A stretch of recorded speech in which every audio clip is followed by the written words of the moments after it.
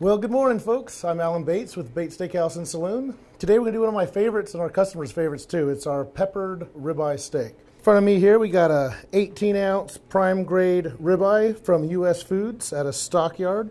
What we're going to do today is we're going to take this ribeye, we're going to coat it in a crushed black pepper. Coarser the better, I always say. Give it a once over. You don't want to put too much pepper on it because the pepper can be a little overwhelming from time to time. But if you like pepper as your thing, just douse it up. I try to get the sides too much, just the top and bottom is about all you need.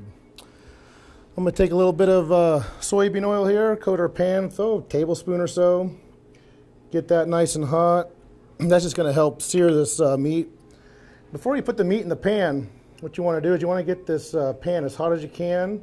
That's going to sear in the flavor. It's going to put a nice little crispiness on the outside of that ribeye, and then the inside is going to stay juicy. You see a lot of people cooking their steaks a lot lower than that. It tends to dry out a little bit. Using the prime grade steak or even a good choice grade steak, you're going to be able to have a lot more fat marble in there. It's going to stay moist for you, and the tenderness is going to be really good. Perfect. Got that sizzle right off the bat. That means your oil is nice and hot.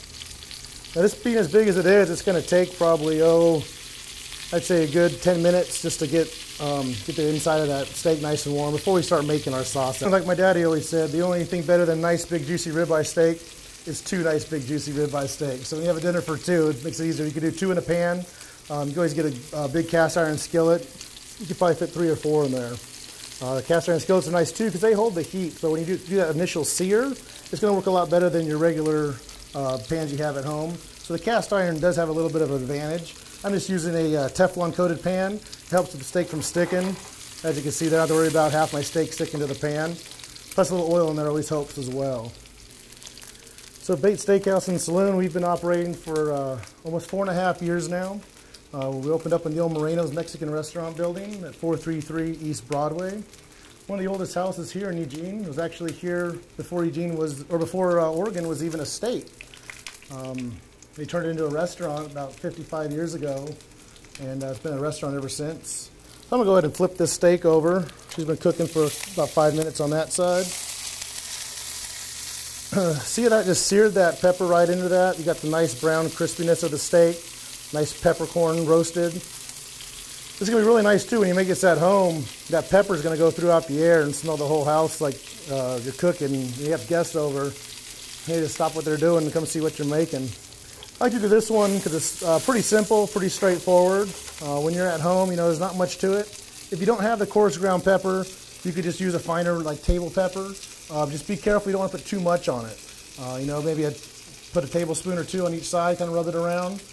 That should work for you too. If you do have the coarser one, it does seem to roast a little bit better, and it does open up those flavors a little bit more, get a better flavor profile.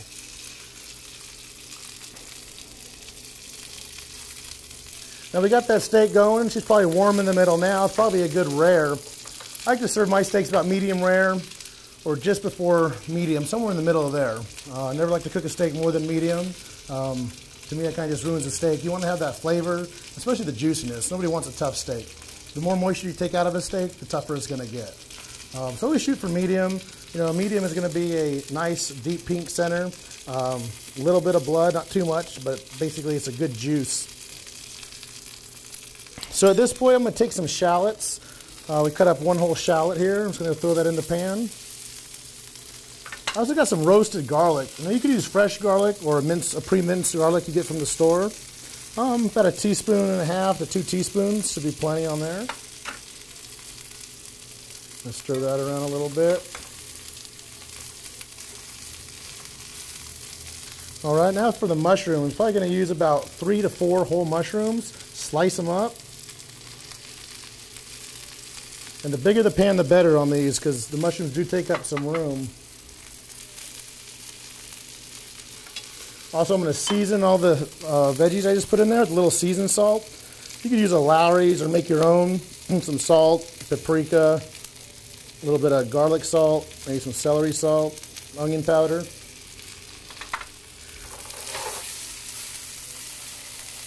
just going to let those kind of cook, sweat it out a little bit. Just want to be careful you don't burn your garlic. The garlic and onions can burn.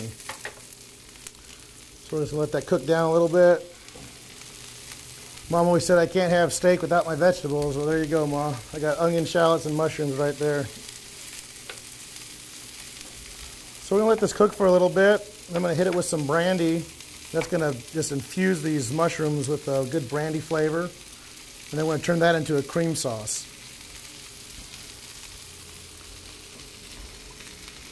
All right, so I'm gonna use about a shot to a shot and a half of brandy. Be careful, this can splat at you going into a hot pan. And what you're going to do is you're going to burn the alcohol off. So just going to let that burn. We're going to kind of stir a little bit, get those mushrooms just full of that brandy flavor. And brandy is one of the sweeter alcohols. It's got a good sweetness to it. And as it reduces, that sweetness is just going to transfer into sugars, and it's going to get in those mushrooms along with the steak. We're going to have a really good flavor profile on this. And then to counteract all that, you got that ground pepper. It's got a little bite to it as well, so this really does good. You know, that a sweet and sour sauce, you know, this is almost like a spicy, tangy, you want to eat some more sauce. And as soon as the flame's done, all your alcohol is burnt off. So if you have anybody, kids in the family or some relatives that don't drink alcohol, all the alcohol is burnt out. You're just taking the flavor from the brandy. Plus, it's always fun to show, too. You got grandma over, say, hey, grandma, I want to make you a steak, and you start catching on fire. I did this for my grandparents one time. They said, you're burning the steak, you're burning the steak. When they had it, they knew what it was all about. So there we go. And you can see what's left over. You got a nice broth in there. What that is, that's that brandy cooking. It's getting into those mushrooms and the steak.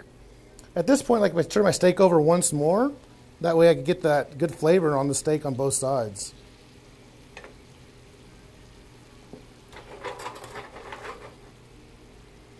All right, so that's going to just reduce down to a little bit. You want it about the thickness of a light brown gravy. Nothing too thick. You know, when you pick it up, you still want it to be kind of watery. And then we're going to thicken it up too. And to thick this one up, this is going to be a cream sauce. I got some heavy cream here. You can use a heavy whipping cream, 40% fat, works really good. Probably going to put about an ounce to an ounce and a half. And we're going to let that cook down.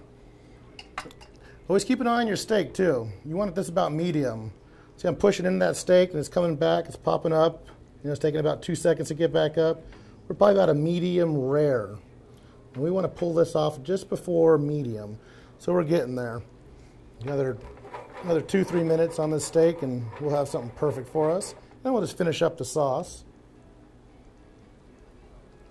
Always give this a little stir. If you have a rubber spatula, you can hit it with a rubber spatula on the sides. You're just reducing this.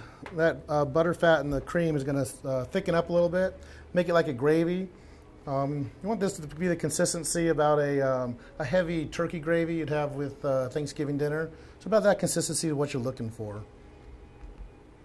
And as this is cooking down, the mushrooms are still cooking, the steak's still cooking. And then I like to flip the steak over once more, get some of that cream sauce working in it. We got about 2-3 minutes on this and we'll have dinner ready for you.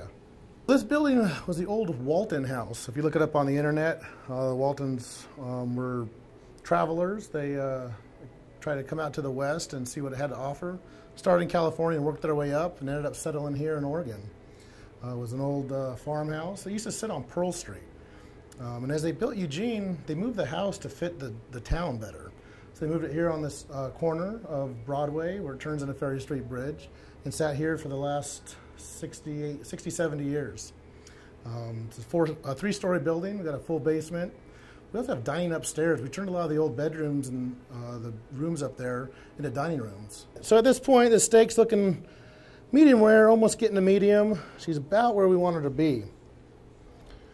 And that cream's thickening up. Got lots of bubbles going on it. It's looking really good. So at this point, we'll go ahead and pull our steak out, and we're going to finish this cream sauce. That's our centerpiece. Now that we move this steak, it's not going to be rendering any more juice, so this cream sauce shouldn't take too long. We'll get to the consistency we want, and it's going to go right on top of the steak. So my wife Sandy and I were looking for a restaurant for about 4 years. She was in the restaurant business down in Central Coast, California, opening up several restaurants for a family-owned chain. So she had plenty of experience managing, opening up 6 different restaurants for the same company. When we got married, we found out it was both of our dreams to own a restaurant. So we looked and looked and saved, and 5 years later, we finally found a building that we thought might work for us. That was probably the toughest part, was finding the location. You know, like my mom used to say, there was 3 things about owning a restaurant: location, location, location. Well, she was right. You know, we found a location. It was on a busy corner. It was a well-known building.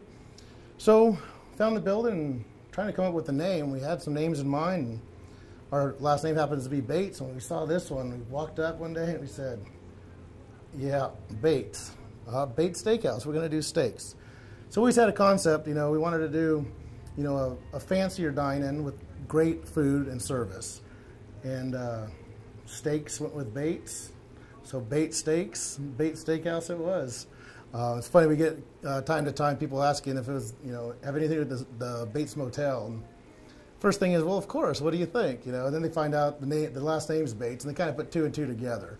So it's a lot of fun for people coming over. They want to stay at the Bates Motel and eat Bates, and we always tell them Mother's upstairs if you wanted to go see her. So this gravy is right where we want it. We're going to take it off the heat now. Those bubbles are getting nice and thick, and you can see on the pan it's about like a turkey gravy. All right, so we're going to pour that right on top of this steak here. You know, you don't have to be too fancy. Just put it on top, and where she goes, she goes. And that, my friends, is a brandy pepper ribeye. Bon appetit. We say cowboy boots are optional, but bring your appetite.